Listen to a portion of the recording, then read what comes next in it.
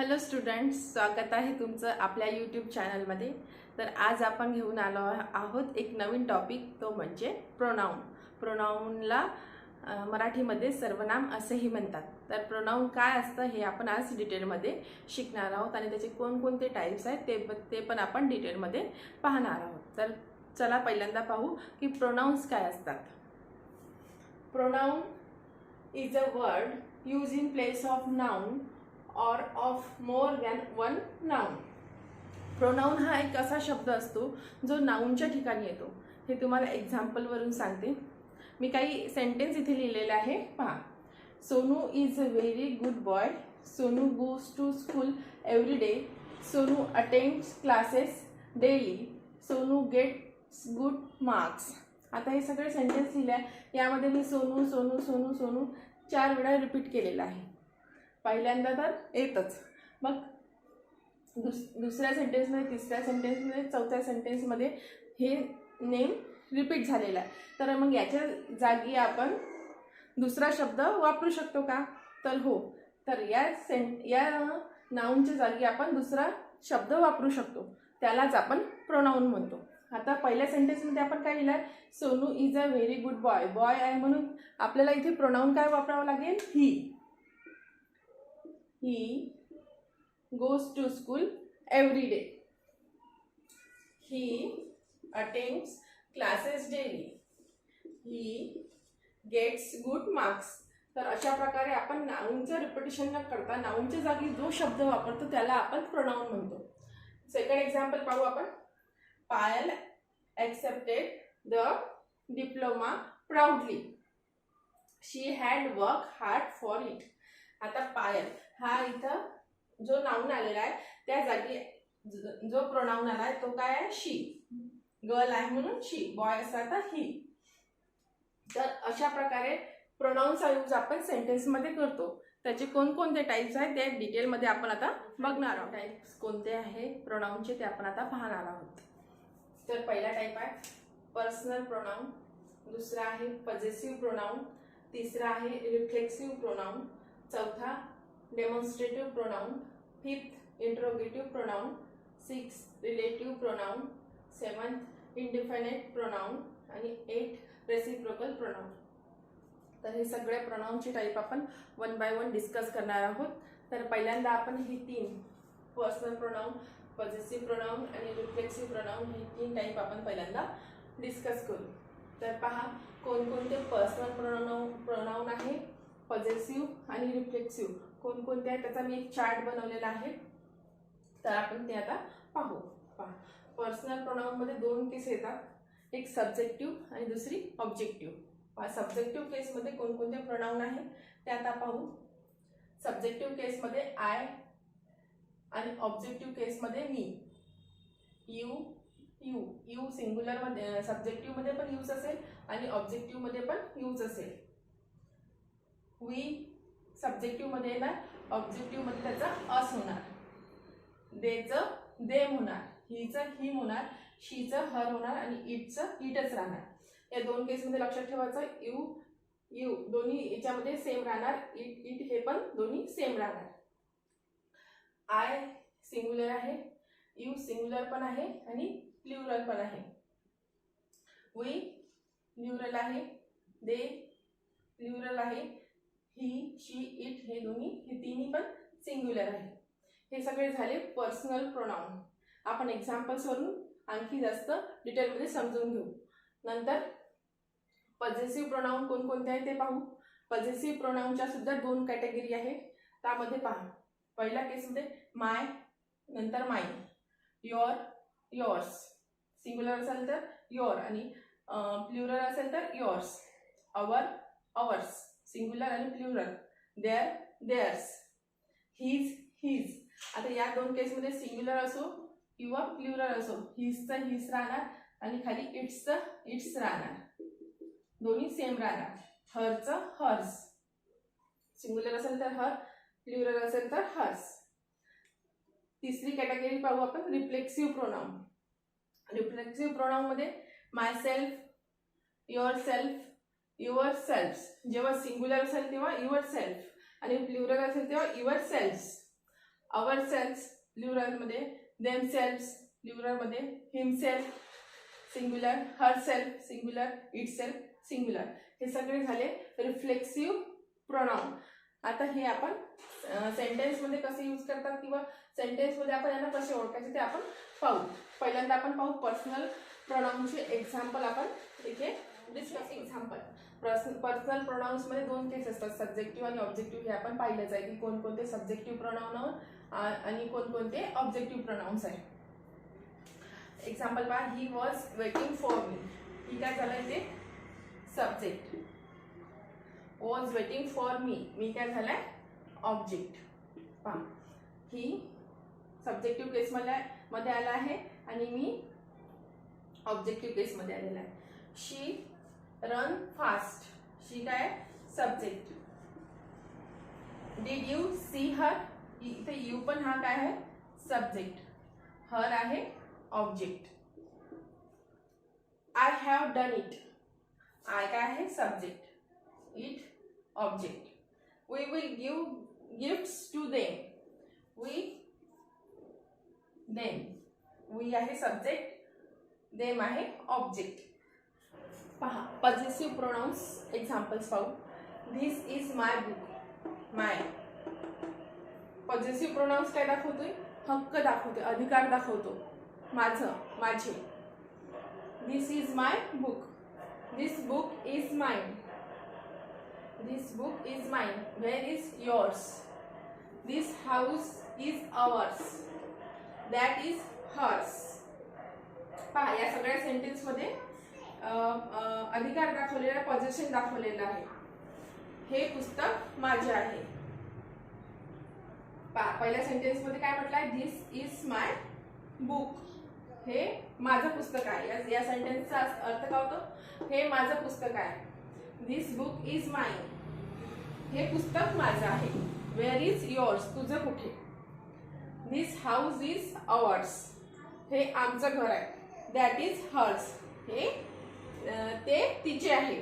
हे पुस्तकाबद्दल बोलायचं झालं तर ते तिचे पुस्तक आहे. तर हे सगळे काय झाले आपले पॉझेसिव्ह प्रोनाउन्स झाले. आता आपल्याला डिस्कस करायचे रिफ्लेक्सिव्ह प्रोनाउन्स कशाला म्हणून ते आपण आता पाहणार. आता आपण रिफ्लेक्सिव्ह प्रोनाउन्सचे एक्झाम्पल डिस्कस करू. रिफ्लेक्सिव्ह म्हणजे रिफ्लेक्शन. मग सपोज आपण आरशात पाहिलं तर आपल्याला कोणती इमेज दिसेल, तर स्वतःचीच इमेज आपल्याला आरशामध्ये दिसेल, तर ते काय झालं रिफ्लेक्शन. तसंच पहा, जेव्हा सब्जेक्ट स्वतःबद्दलच बोलत असतो तेव्हा रिफ्लेक्सिव्ह प्रोनाउन्स यूज होतात. For example, you see yourself in the mirror. You काय आहे सब्जेक्ट, युअर सेल्फ सब्जेक्ट आणि सब्जेक्ट काय स्वतःबद्दल बोलत आहे. You see yourself in the mirror. He talks to himself, he talks to himself म्हणजे तो स्वतः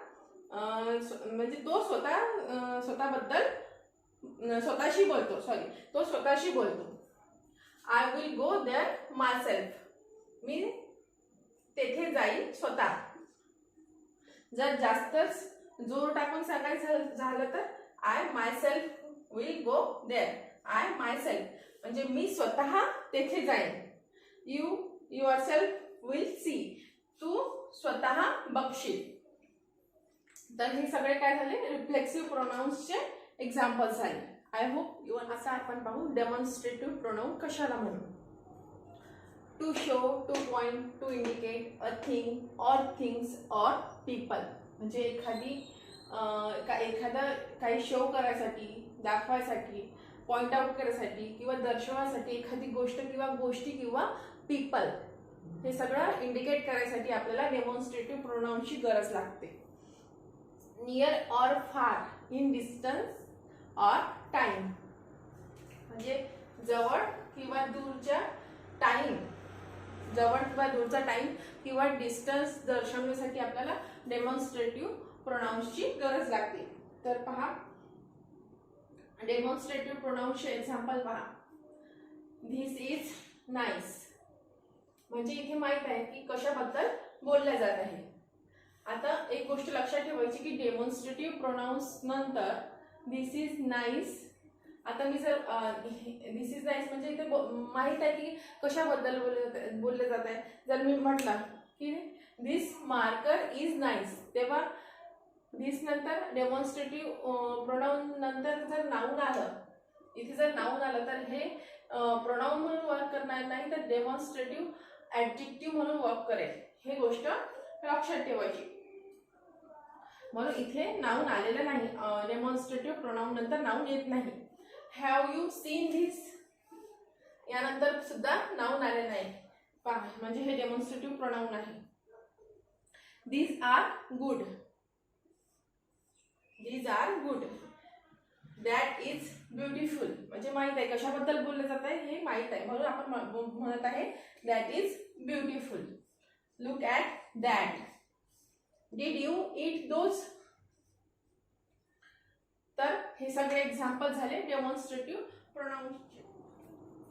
एक आणखी गोष्ट लक्षात ठेवण्यासारखी इथे अशी आहे की नियर म्हणजे जवळच्या गोष्टीसाठी आणि दूरच्या गोष्टीसाठी सिंग्युलर आणि प्लुरलमध्ये काय वापरतात. सिंग्युलर असेल, जवळची गोष्ट दाखवायची असेल तर धिस, दूरची दाखवायची असेल तर दॅट, प्लुरलमध्ये जवळची असेल तर दीज आणि दूरची असेल तर दोज. हा टेबल लक्षात ठेवायचा. ही सगळे एक्झाम्पल झाली डेमॉन्स्ट्रेटिव्ह प्रोनाऊन्सची. आता आपण बघणार आहोत इंट्रोगेटिव्ह आणि रिलेटिव्ह प्रोनाऊन्स कशाला म्हणते. इंट्रोगेटिव्ह प्रोनाऊन्स कोणते असतात, ते कशासाठी यूज करतात. Is use to ask question, question विचारायसाठी इंट्रोगेटिव्ह प्रोनाऊन्सचा यूज होतो. आणि रिलेटिव्ह प्रोनाऊन्स कशाला म्हणू तर इंट्रोड्यूस अ रिलेटिव्ह क्लॉज, ते रिलेशन दाखवतात क्लॉज सोबत, ते काय असतात तर रिलेटिव्ह प्रोनाऊन्स असतात. तर पहा कोणकोणते आहेत. इंट्रोगेटिव्ह प्रोनाऊन्स आणि रिलेटिव्ह प्रोनाऊन्स आहे सारखेच, पण त्याचा अर्थ इथे वेगळा होतो आणि इथे वेगळा होतो. पहा, हू म्हणजे कोण, इंट्रोगेटिव्ह क्वेश्चन विचारण्यासाठी हे सगळे यूज होतो, हे सगळ्यांचा यूज होतो. आणि रिलेटिव्ह प्रोनाऊन्स मध्ये या सगळ्यांचा यूज दुसऱ्या सेंटेन्स दुसऱ्या क्लॉज सोबत रिलेशन दाखवण्यासाठी होतो. इथे हू म्हणजे कोण, इथे हू म्हणजे जो किंवा ज्याने, इथे हू म्हणजे कोणाला, इथे हुम, हुम म्हणजे ज्याला, हुज म्हणजे कोणता, हुज म्हणजे ज्याचा, व्हॉट म्हणजे काय, दॅट म्हणजे जे, विच कोणता, विच म्हणजे जे. आता एक्झाम्पल्स आपण लक्षात घेऊ की इंट्रोगेटिव्ह प्रोनाऊन्स कसे यूज होतात. इंट्रोगेटिव्ह प्रोनाऊन्स क्वेश्चन विचार, पहा आपण एक्झाम्पल्स पाहू. Interrogative pronouns, who told you म्हणजे तुला कोणी सांगितलं.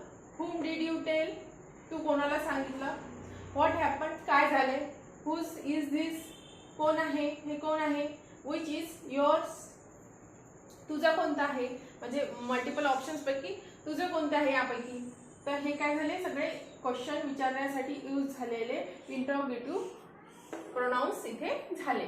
आणि हे शब्द जेव्हा रिलेशन दाखवतात तेव्हा ते रिलेटिव्ह प्रोनाऊन्स असतात. For example, the boy who called me last night is my friend. मुलगा ज्याने मला लास्ट नाईट म्हणजे काल कॉल केला, फोन केला, तो माझा फ्रेंड आहे. द बॉय whom, बॉय मुलगा ज्याला I called last night is my friend. The boy whom ज्याला मी फोन केला लास्ट नाईट तो माझा फ्रेंड आहे. The pen which I use is very old. जो पेन जो मी यूज करत आहे तो खूप जुना आहे. The man whose shirt is blue is my brother. तो व्यक्ती ज्याचं शर्ट ब्ल्यू कलरचा आहे तो माझा ब्रदर आहे. तर पहा या सगळे जे वर्ड्स आहे यांनी काय केलं की रिलेशन दाखवलं पहिल्या सेंटेन्सचं दुसऱ्या क्लॉज सोबत. तर हे काय झाले रिलेटिव्ह प्रोनाऊन्स आले. याच शब्दांनी जेव्हा क्वेश्चन विचारला जातो तेव्हा ते इंट्रोगेटिव्ह प्रोनाऊन्स होतात आणि याच वर्डनी जेव्हा रिलेशन दाखवल्या जातात तेव्हा ते रिलेटिव्ह प्रोनाऊन्स होतात. ठीक आहे. तर आता आपण पाहू नेक्स्ट प्रोनाऊन. आता आपण डिस्कस करणार आहोत इंडेफिनिट प्रोनाऊन. इंडेफिनिट म्हणजे अनिश्चित, नावावरूनच कळते आपल्याला अनिश्चित. तर पहा indefinite pronoun indefinite pronoun does not refer to any specific person, thing or amount. म्हणजे एखाद्या स्पेसिफिक व्यक्तीविषयी सांगत नाही, एखाद्या स्पेसिफिक गोष्टीविषयी किंवा अमाऊंट विषयी ते सांगत नाही. अनिश्चित वस्तूबद्दल किंवा अमाऊंटबद्दल किंवा व्यक्तीबद्दल ते सांगतात. तर कसं कोणते कोणते शब्द यूज होतात, वर्ड्स यूज होतात? All, any, each, few, many, both, anybody, everything, anything, anyone, someone, some, several, etc. हे सगळे वर्ड्स इंडिफिनिट प्रोनाउन्स आहेत. एक्झाम्पल्स वरून आपण समजून घेऊ. I met 2 kids. One was very naughty. मी 2 मुलांना भेटले. त्यातला 1, आपण एखादं नाव घेतलं का स्पेसिफिक नाही, पण त्यातला एक खूप नॉटी म्हणजे खोडकर होता. Many were playing. मॅनी खूप जण काय होते, खेळत होते. Can anyone answer this question? Anyone, कोणी एखाद्या स्पेसिफिक व्यक्तीबद्दल बोललो का नाही? तर इथे काय झालंय, इंडिफिनिट प्रोनाउन यूज झालेला आहे. Have you eaten anything? तू काहीतरी खाल्लंय का? तर एनीथिंग काय आहे, indefinite pronoun. Enough is enough सुद्धा काय आहे, इंडिफिनिट प्रोनाउन आहे. एव्हरीबडी हॅज अराइव्ड, सर्वजण आलेले आहात. Everything is ready. एव्हरीथिंग काय आहे, indefinite pronoun. Both are good. Both पण काय आहे, indefinite pronoun. Everything is ready. आपण प्रत्येक गोष्ट आहे, सपोज एखादी पार्टी आहे तर एक एक गोष्ट सांगत बसतो, काय टेबल लावलाय, चेअर लावलाय, हे सगळं झालंय. आपण काय म्हणू, एव्हरीथिंग इज रेडी. म्हणजे कमी शब्दात आपण आपल्या भावना एक्सप्रेस करण्याचा प्रयत्न करत असतो. त्यासाठी आपल्याला प्रोनाउन्सची गरज लागते. हे सगळं होतं इंडेफिनिट प्रोनाउन्स बद्दल. आय होप तुम्हाला समजलं असेल. नेक्स्ट प्रोनाउन आपण आता लास्ट प्रोनाउनचा टाइप आहे रेसिप्रोकल प्रोनाउन. रेसिप्रोकल प्रोनाउन्स म्हणजे काय, express mutual action, give or done in return. हे म्हणजे म्युच्युअल ऍक्शन एक्सप्रेस करते. फॉर एक्झाम्पल, आपण कोणासाठी काही केलं तर तो दुसरा आपल्यासाठी करेल. हे काय झाली, म्युच्युअल ऍक्शन झाली. आपण कोणाच्या बर्थडे पार्टीला गेलो, गिफ्ट दिलं, तो आपल्याला रिटर्न गिफ्ट देईल. म्हणजे आपण कोणाबद्दल आपल्या भावना एक्सप्रेस केला तर तो त्याच्या भावना रेसिप्रोकेट करेल. तर काय असायला पाहिजे की जे ऍक्शन आहे ते सेम असायला पाहिजे. For example, A is playing with B and B is playing with A. A B सोबत खेळत आहे आणि बी ए सोबत खेळत आहे. म्हणजे काय झालं, A and B are playing with each other. A and B are playing with each other, एकमेकांसोबत. इथे 2 वर्ड्स यूज होतात. जास्तीत जास्त ईच अदर यूज होतो आणि वन अनदर सुद्धा यूज होतो. पहा एक्झाम्पल्स बघू आपण. Rohan and Meera love each other. Ram and Rohan are talking to each other. Ram आणि रोहन एकमेकांसोबत बोलत आहेत. They don't believe each other. ते एकमेकांवर विश्वास करत नाही. They all know each other किंवा वन अनदर. ते सगळे एकमेकांना किंवा ते सगळे एकमेकांना ओळखतात. They all were blaming one another. ते सगळे एकमेकांना ब्लेम करत होते, म्हणजे दोषारोपण एकमेकांवर करत होते. म्हणजे या सगळ्या सेंटेन्स मध्ये ज्या ऍक्शन्स आहेत त्या सेम आहे, हे लक्षात ठेवायचं. तर हे होतं रेसिप्रोकल प्रोनाउन्स. इथे सर्व जे टाइप्स आहे प्रोनाउन्सचे ते आपण डिस्कस केलेले आहे. प्रोनाउन्स काय आहे, त्याचे टाइप्स काय आहे, सर्व आपलं इथे डिस्कस करून झालेलं आहे. तर तुम्हाला हा व्हिडिओ कसा वाटला ते नक्की कमेंट करून कमेंट बॉक्समध्ये कळवा. आणि व्हिडिओ आवडला असेल तर लाईक करा. चॅनलवर नवीन असाल तर सबस्क्राईब सुद्धा करा. आपण पुन्हा भेटूया नवीन व्हिडिओमध्ये नवीन टॉपिक सोबत. चला तर मग तोपर्यंत बाय बाय, टेक केअर.